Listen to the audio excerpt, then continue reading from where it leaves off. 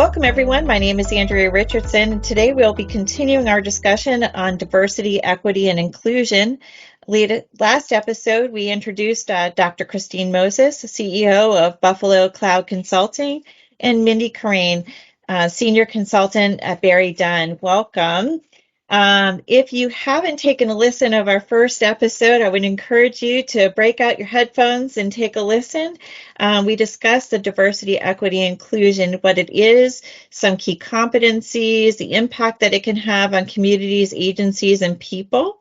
And now we're going to move that focus forward and take us into from theory around DEI and move it into practice around DEI. So welcome again, Dr. Moses and Mindy. To kick us off, if Mindy and Dr. Moses, if you could, tell us, if I were to compare it, what it is and what it's not, what would be things that I would see that would say, hey, that's not DEI or that is DEI? That's a good question. I think DEI is actionable. That's one word I'd describe it. It is not, and it has been, but it should not be simply a talking point. There needs to be action behind it and commitment behind it. That's one thing we brought up in the last episode is behavior change and the kind of long-term nature that is associated with the behavior change involved. And so DEI requires that commitment, and it's not it's not simply just something you slap on an initiative or an approach that an organization or state agency wants to take.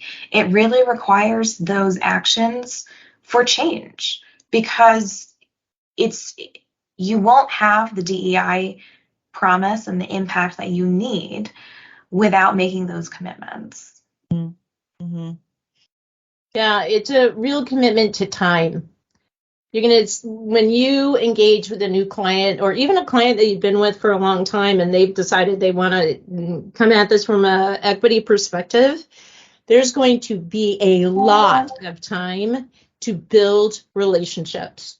Mm-hmm. Like, that's what equity looks like to me, is relationship building, deep relationship building. I'm working with a client in Washington State that has 1,800 staff members, but we spent a whole bunch of time working with the leadership team, the diversity, equity, and respect team, and then the team that's running the contract, and a whole lot of time. So we all know where we're coming from. Mm-hmm. And then when we say, I don't know, there's grace.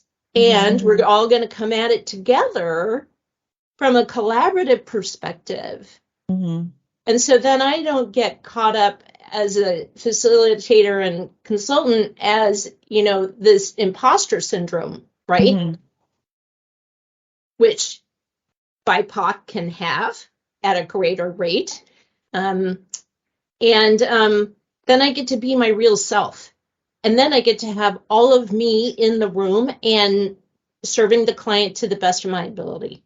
Mm-hmm. Mm-hmm. Did I answer the question? Yeah. No, you did fine. You did absolutely fine. I think it's a good segue to sort of next question I had was, when you're thinking about DEI, and if I was running an agency and I wanted to kind of get started, we talked about how, hey, we need to kind of have these skills, certain listening skills and flexibility and that openness to make mistakes and be okay with that and keep moving forward. I keep going back to kind of that feeling of being uncomfortable, right? What are some tips that folks might be able to think about to help people get through kind of that uncomfortable feeling? Because I feel like if I were uncomfortable, I'd be like, oh no, I don't know if I can do this. I don't know if I can go there. So what could you say to folks that might help them get over that feeling of uncomfortability? I'm going to ask them to channel their baby bison. Right? Love that. I'm gonna ask you to find your breath. Mm-hmm. Mm-hmm. Literally find your breath. If you can come back to your breath and close your eyes and, channel the baby bison or the beach or your butterflies or bunnies or whatever that calming image is, and coming back to your breath, you're going to get out of the amygdala hijack and you're going to come back into your prefrontal cortex. Mm-hmm. And that's what you want to do. Your amygdala has hijacked you to fight or flight. Mm-hmm. And coming back to your breath will allow you to come back into your present mind, literally, in order to stay in the conversation, stay at the table, stay in the discomfort. Mm-hmm. What are some of your strategies, Mindy? Yeah, I totally agree with that. I think being centered and understanding and being in yourself with that breath work and mindfulness is essential. I think also having having regular communication and buy-in from leadership and being able to hold on to that, to know, okay, I'm uncomfortable and I know my leadership is also uncomfortable, but we're in this together and we want to move forward in this way. So if I'm uncomfortable, I know that my leaders are uncomfortable too, but this is for a greater good. And, I liken it sometimes to initiatives around climate change. It's just easier to not recycle or, use more single-use plastic, those types of initiatives. It's that behavior change, and it takes that commitment to make those small adjustments. But you need to know why. And having the rationale why and having the frequent touch points from leadership to have that reminder say, okay, we're choosing to be a community. I'm choosing to be a member of this community that wants more DEI in our environment. So how do we do this? So leaning into those messages, reminding oneself and thinking, okay, this is going to be uncomfortable, but this is what I signed up for because it's for the greater good in this way. And that's what they've communicated. Mm-hmm. Mm-hmm. That's great. That's great. I often think that, when you're thinking about like child welfare practice or human service types of practices, it's, a lot of it's that relationship building. You're working with people. It can be very subjective. So help our listeners kind of frame what does success look like? So if I were successfully moving this forward and people were really kind of buying into it and kind of getting into this work, what would that look like? What would I see? What would be something that I would begin to notice? Well, I'm actually gonna ask, I'm gonna reframe that as what would you feel? Okay. Because see and feel are very, very different. This is true. Right? I'm going to come at it from a somatic perspective of belonging. If I feel like I can make a mistake and not be reprimanded, but rather it is a process of inquiry and discovery, then I might be more innovative because that's where innovation comes from, is risk taking. And if I can fail forward, then I'm going to feel like I belong. I'm going to feel like my voice is heard and that things could be different than what they are if I'm living in a punitive, extractive work environment. So I think my key indicators are feelings of belonging, feelings of the ability to fail forward, to make a mistake without judgment. I don't know. What do you think, Mindy? I totally agree. And the council came together. We were the DEI council and we added this belonging and access element to it because we all felt that really resonated with membership. It's if we want to really push this forward, if we want to be successful in this DEI initiative, it means BerryDunn is a place for all. And everyone can find a place and find a community in the firm. So I totally agree with that sense of belonging and the vulnerability of being able to fail and it be okay. That element of it's fine. Mm-hmm. And I think also there may be an element of what we're facing on our journey for the DEIBA Council at BerryDunn is a sense of transparency and ownership across the board. I know we keep coming back to this being an uncomfortable bit, and I don't want to paint it as if it's going to be a struggle. But I think part of our success that we've seen so far is calling out what needs to be called out, because that's going to mean there needs to be change. And where we are right now is not meeting what we expect from each other, from our firm for DEI.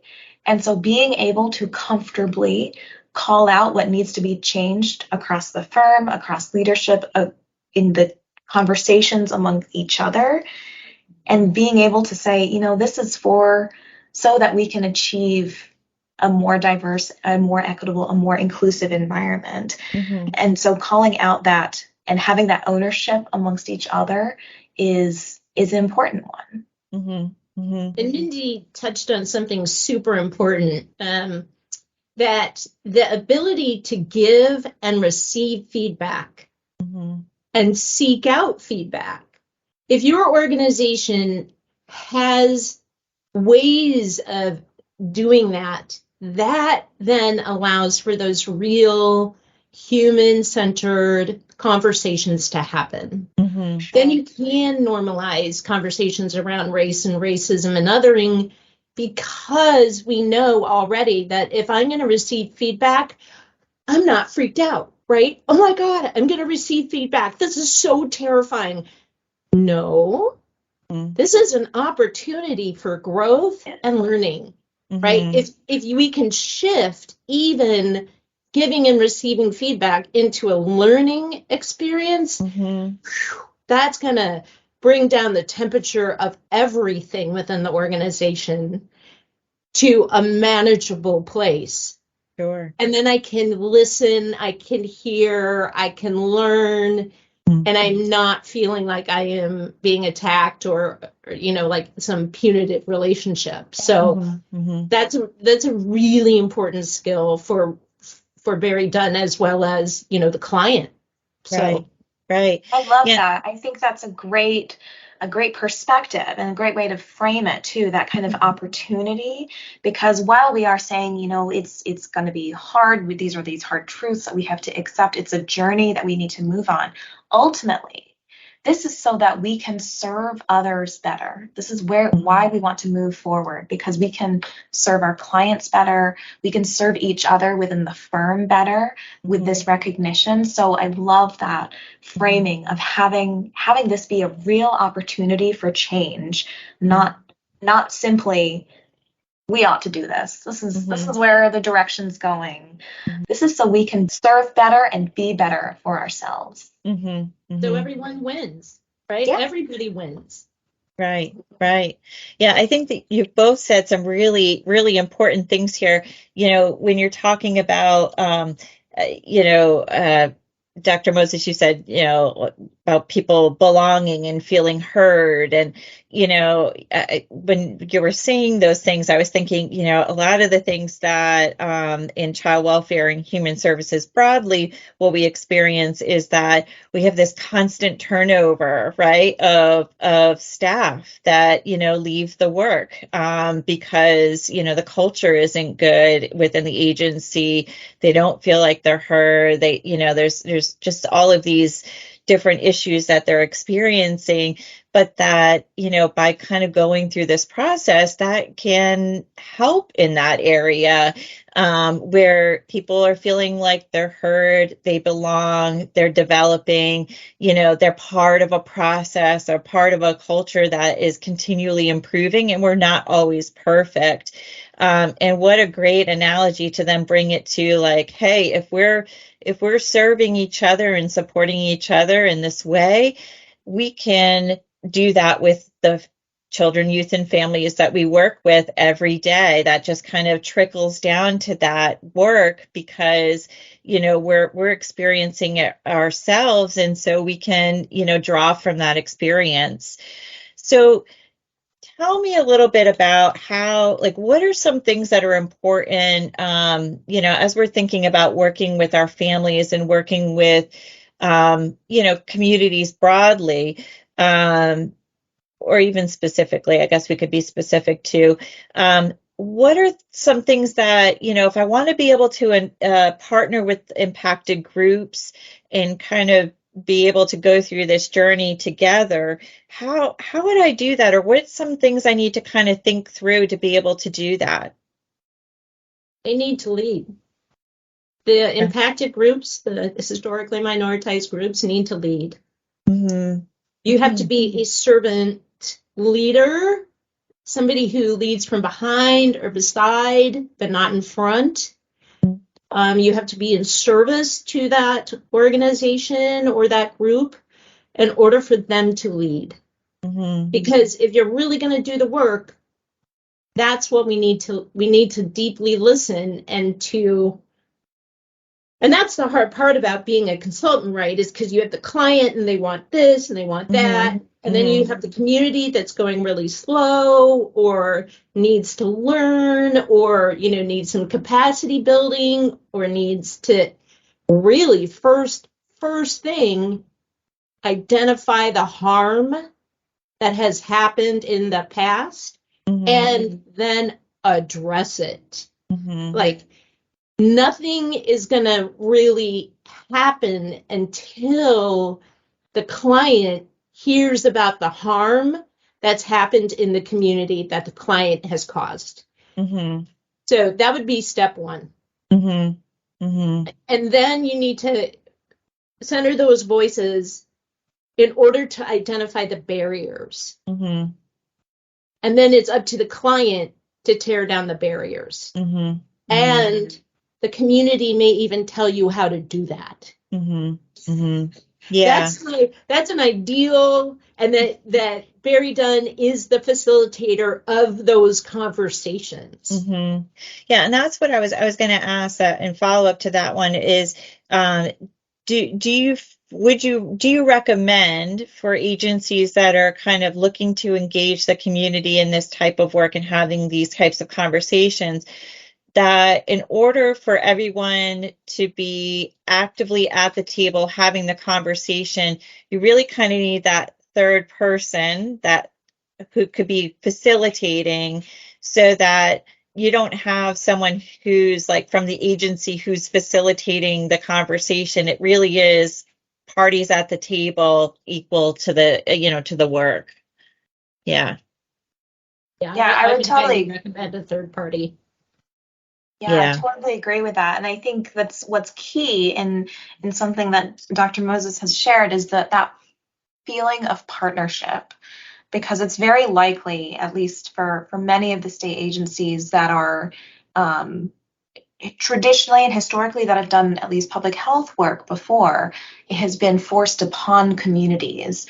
And so there probably has been prior challenges and sensitivities and poor relationships that have been, whether that is existing currently today. There is probably a historical background that has challenged the relationship between the community and the agency. While that may not still exist, creating an environment that really fosters that partnership and that commitment to partnership with that third party is going to be key. And I think that's one of the areas that BerryDunn really excels in, because of the relationship building that we've been able to do with so many of our communities. That's going to get to that sense of belonging that Dr. Moses has mentioned previously, help get those parties on board so that the listening can occur, so that the impact can be perceived and felt later down the line. Yeah. And Dr. Moses is suggesting a couple resources. We'll make sure we put that into the description of the podcast here so that everyone can get those resources for sure. one other question. So if I'm in an agency and, I'm working with people who don't really understand the importance of DEI, what is something that I could do? And I know it's not a be all end all, one thing solves the world's problems kind of thing, but to kind of help begin to build that buy-in for this type of work. Anything that you would suggest? I think the framing of everybody wins is super important. Mm-hmm. It's just absolutely critical. Mm-hmm. Because it can feel like if you're a person who's part of the dominant culture, that it could feel like you're losing something, power, prestige, position, and actually you're not. Mm-hmm. Actually, you're freeing yourself to be yourself and not have such a deep sense of urgency or a deep sense of perfection or a deep sense of there's only one right way. Mm-hmm.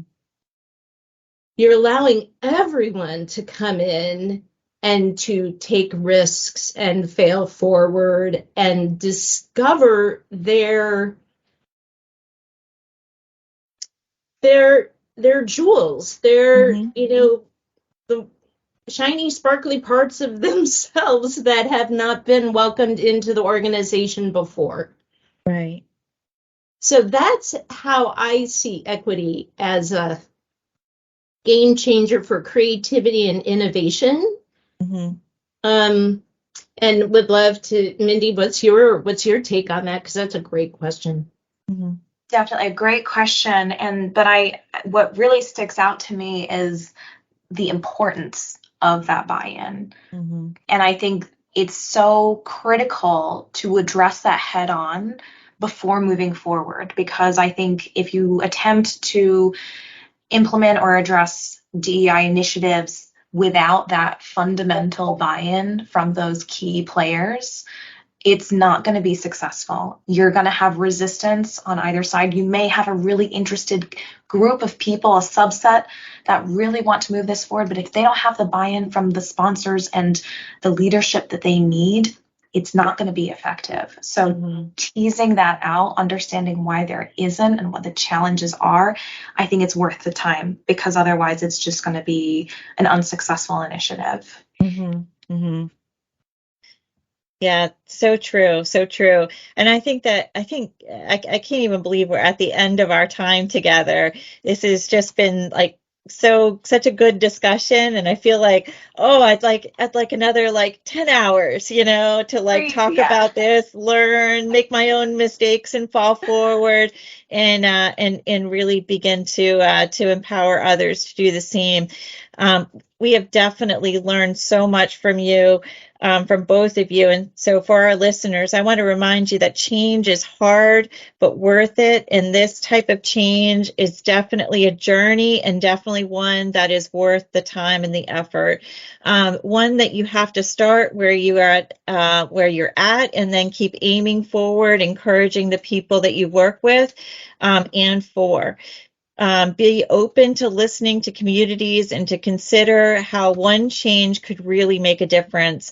I would like to thank Dr. Moses and Mindy for joining us today and giving us the tools to get started. Dr. Moses, thank you for those resources and for spending the time with us today. We'll also put the link to your website as well. And Mindy, thank you so much for sharing your guidance and your thoughts on how it's worked within BerryDunn and even in your own journey. We'll also be able to put that link in our bio here for the podcast. So for those who are not sure of spellings, we'll make sure all of that contact information is also in there, so that you can reach out, because Mindy and Dr. Moses truly are gems when it comes to this DEI work, and probably can talk about it for hours as well, because it really is their passion. So thank you so much for joining us, and take care.